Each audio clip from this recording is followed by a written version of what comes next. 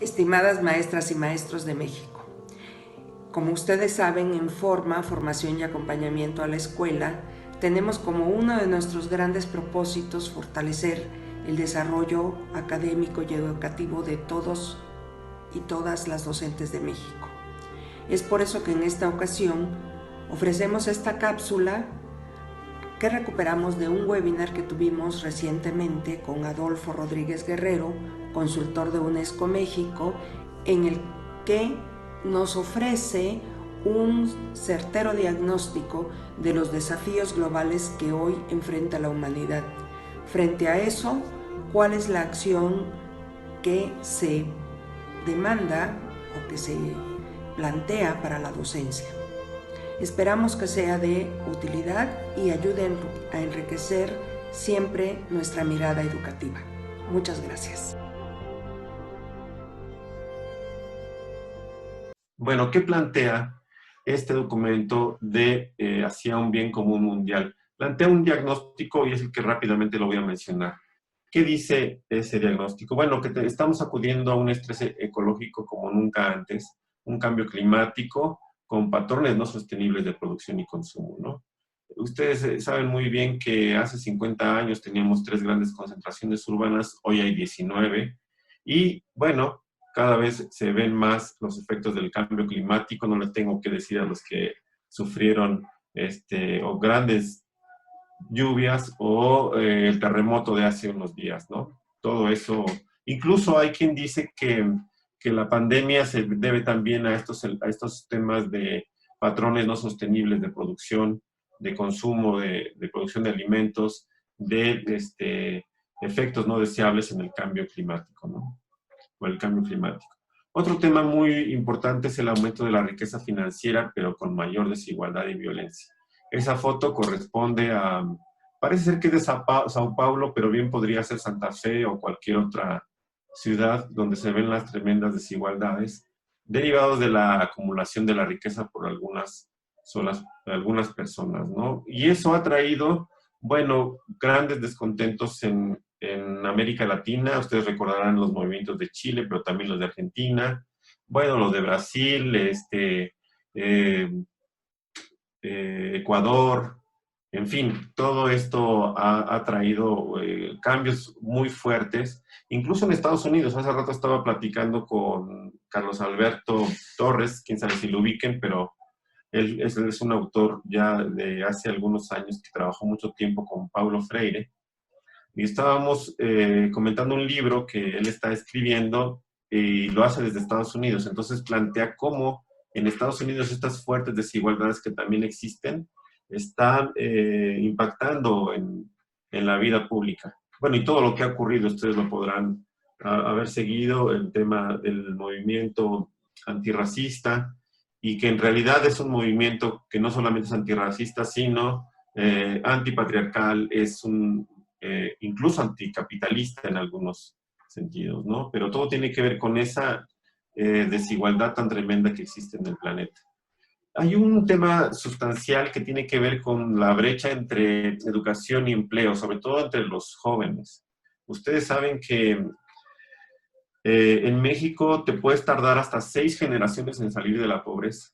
O sea, aunque, por ejemplo, como yo, este, que fui el primero de mi familia que estudió en la universidad, pero eso no quiere decir que por ya tener una carrera universitaria o un posgrado tú puedes tener una movilidad social. Ahí dice en estos informes que 90% de probabilidades que siga siendo pobre. Entonces eso ha generado un fuerte descontento en nuestras sociedades, y en el mundo es un fenómeno que está causando mucho malestar y para el que hasta el momento no hay mucha respuesta que digamos. Otro tema muy importante es el de la migración y el desplazamiento. Justo eso platicaba con Carlos Alberto Torres, de estas 3 grandes ámbitos de migración que existen por lo menos en América Latina. Uno es el de la migración andina, que es todo Venezuela, Colombia, Perú, esta migración, Bolivia, hacia los países del sur. Luego la migración que está en el Caribe y Centroamérica, no, Centroamérica es la otra y la otra es del Caribe. Pero bueno, todo esto se está acentuando de manera muy pronunciada. Hace unos días salió un informe, por ejemplo, de la migración que existe en Tijuana, Mexicali, a raíz del COVID, que está muy complicada la situación porque no los están dejando avanzar hacia Estados Unidos, fortalecieron ahí la Guardia Nacional de este país y está muy complicada la situación de una buena parte de población centroamericana y caribeña, pero lo mismo en diversas partes del mundo, ¿no? Nunca antes había ocurrido así, decimos, superando incluso a la Segunda Guerra Mundial. Entonces, ahora estamos hablando de población en movimiento, porque ni siquiera es una población que migre de un país a otro y ya, sino que va pasando. Por ejemplo, los venezolanos van hacia Colombia, luego hacia Perú, Ecuador, de ahí bajan hacia Argentina, Chile, Brasil, y luego se regresan otra vez a su país. Y lo mismo pasa en México, no necesariamente tenemos una migración tradicional, que es un fenómeno mundial muy importante. El otro tema también es el de la cuarta revolución industrial, que trae bastantes oportunidades, pero también bastantes riesgos, porque hay muchas personas que no cuentan con conectividad, tampoco cuentan con las competencias para esta infodemia que le llaman, ¿no? Poder procesar la información falsa de la verdadera y participar plenamente de una economía digital. Hay retos muy grandes al respecto y bueno, no tenemos que decir más ahora que los niños han tenido que trabajar en línea. Yo creo que podemos ver claramente cuáles son los efectos de la desigualdad en el acceso a las tecnologías digitales. Bueno, y por último, habría que considerar que con esta pandemia se van a recrudecer temas fundamentales ligados a la economía, pero que van a afectar sobre todo a la gente que no tiene, digamos, capacidades profesionales, que no tiene un empleo formal y sobre todo a las mujeres, ¿no? Las mujeres en este momento, el 83% en América Latina, tienen empleos formales sin ningún tipo de cobertura y seguridad y eso va a ampliar los márgenes de desigualdad. Este reporte global que les recomendaría mucho que lo buscaran en internet es el Foro Económico Mundial. Lo hicieron poco antes de la pandemia y bueno, miren, les voy a mostrar estos mapas de riesgo del 2019, las tendencias y los mapas de riesgo del 2020.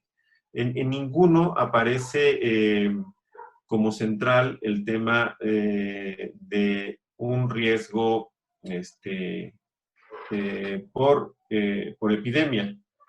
Sí, sí se contempla elementos ligados a la salud, pero más bien allí habían puesto como central el cambio climático, la migración, la pérdida de la biodiversidad, los desastres naturales, la crisis de alimentos, etcétera, pero no había aparecido este elemento de la salud como después ocurrió. Entonces, en el 2019, con estos mapas, que para mí son claves porque permiten a uno identificar que si tú jalas un poco por ejemplo, de la pérdida de biodiversidad, eso te va a impactar en la migración, esto te va a impactar en la inestabilidad social, en el desempleo, en en el tema de la energía, etcétera. Todo está interconectado. Esta idea es clave para entender cómo un maestro tendría que leer hoy la realidad. Creo que ya todo mundo lo tiene claro, pero me parece que esta idea de interconexión entre lo local, entre un ámbito de la vida y otro, no está tan claro en el perfil del docente. Sí es necesario replantearse la práctica docente considerando estos desafíos globales a los que hacía alusión Lupita al principio. ¿Cómo?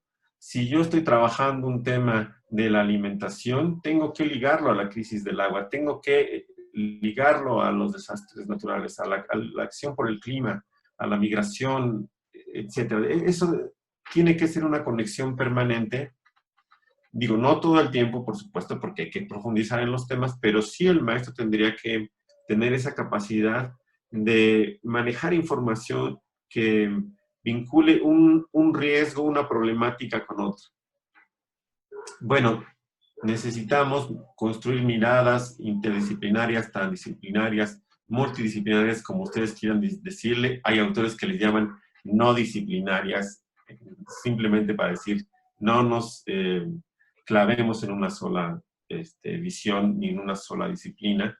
Y tenemos que tener esa complejidad en el diagnóstico, una visión holística e integral, como había mencionado, y saber que necesitamos buscar estos equilibrios entre esas diversas esferas de la vida humana a partir de la interconexión de diversos factores, ¿no?